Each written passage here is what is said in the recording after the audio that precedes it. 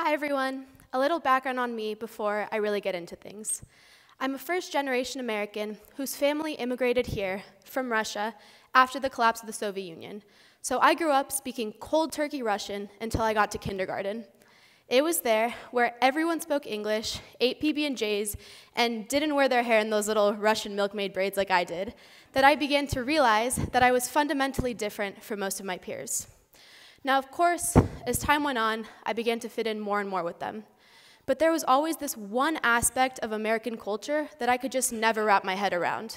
The beautiful cliches you see in English movies and books. You know the ones I'm talking about. Follow your dreams, do what you love, don't judge a book by its cover, you know.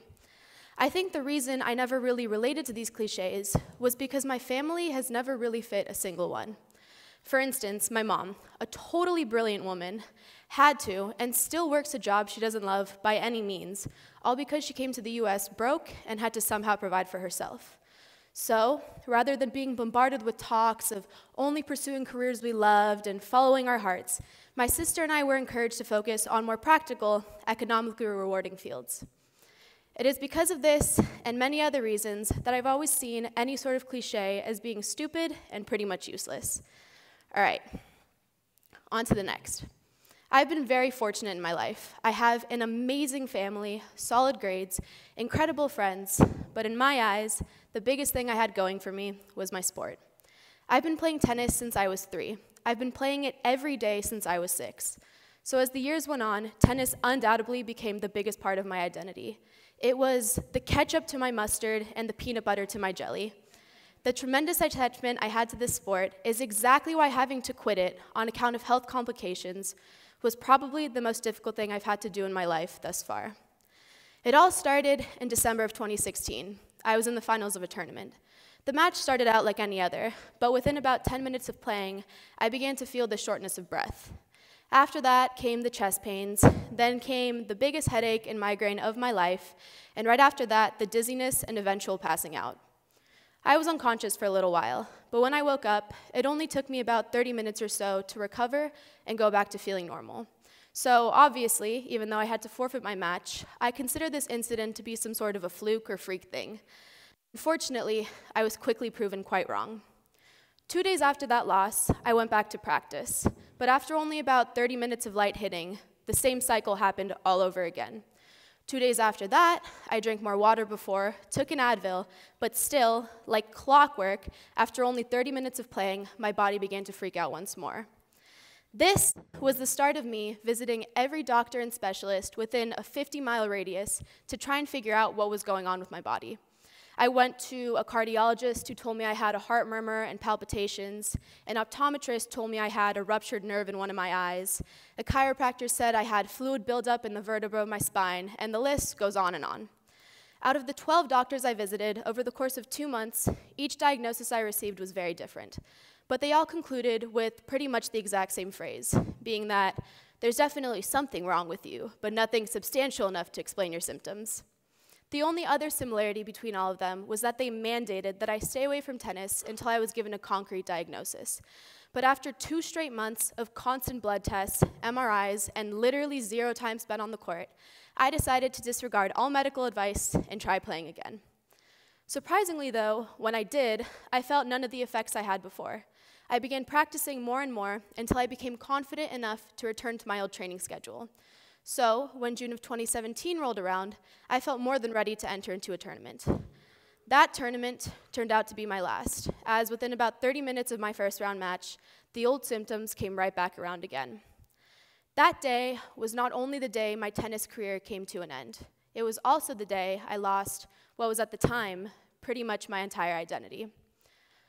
To make matters worse, a few weeks later, I went in for a routine blood test, only to get some concerning results that were indicative of an autoimmune disorder called hypothyroidism. Hypothyroidism refers to the thyroid gland, which contains a lot of important hormones critical for the functioning of your body. In this disorder, the thyroid gland is attacked by your own body, which prevents these important hormones from being released.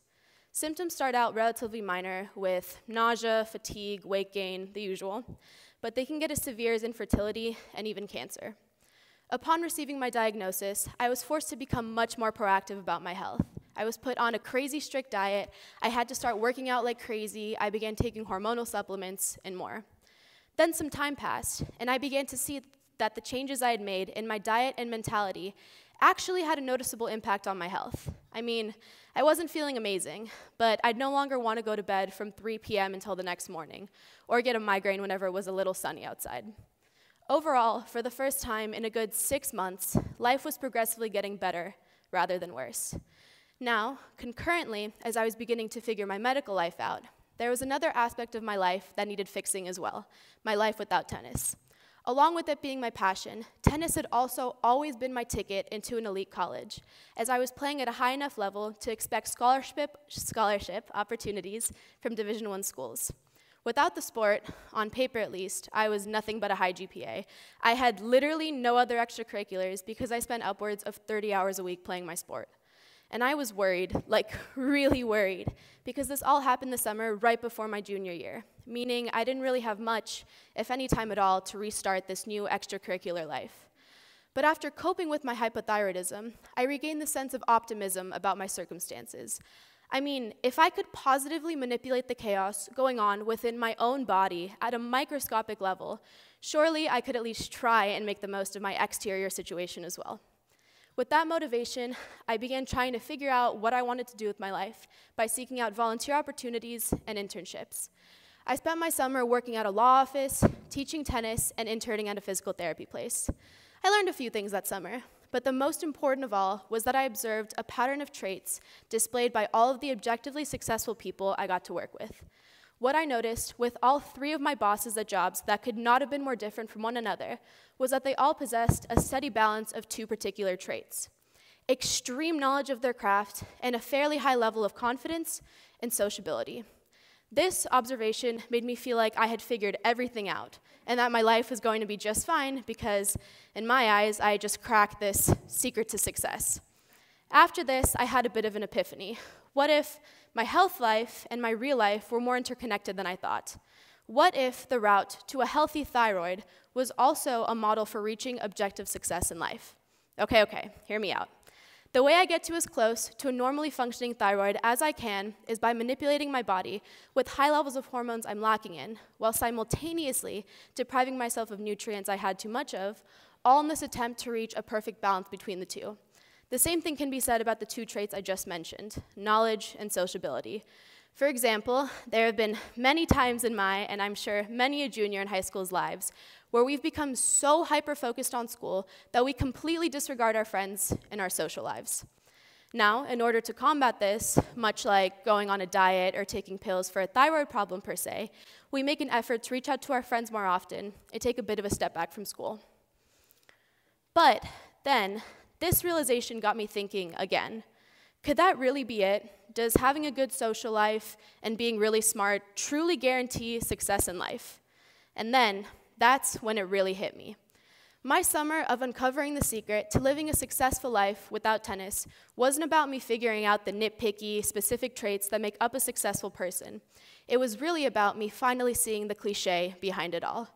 For starters, the whole smarts and social spiel I just went on. I mean, is that not just an example of the best of both worlds?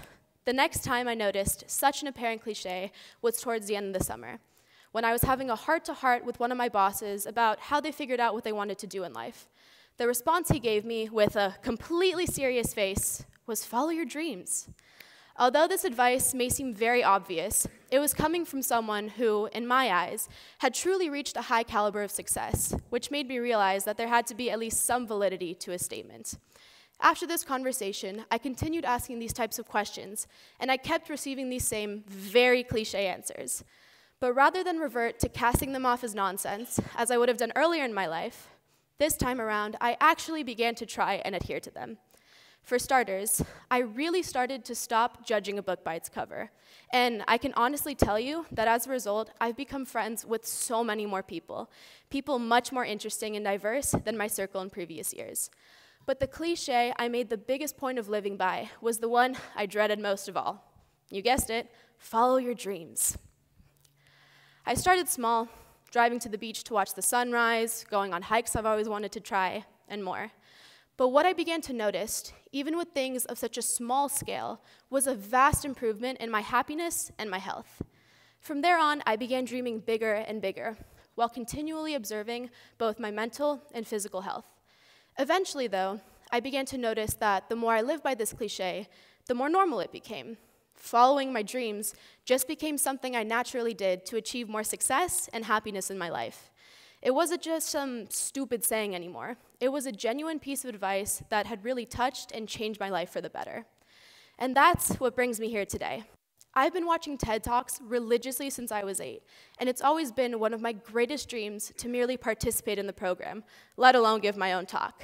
But I wouldn't be here today, living out that dream, had I not chosen to accept certain cliches into my life. So maybe, just maybe, success is as simple as knowing which sayings and morals are worthwhile to listen to in life.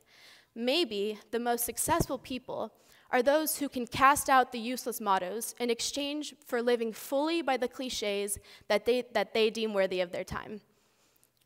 So, no matter how much your English teacher may hate them, or how annoying and trivial they may appear to be, take it from me, a cynic since literally day one, cliches aren't all as cliche as they seem. Thank you.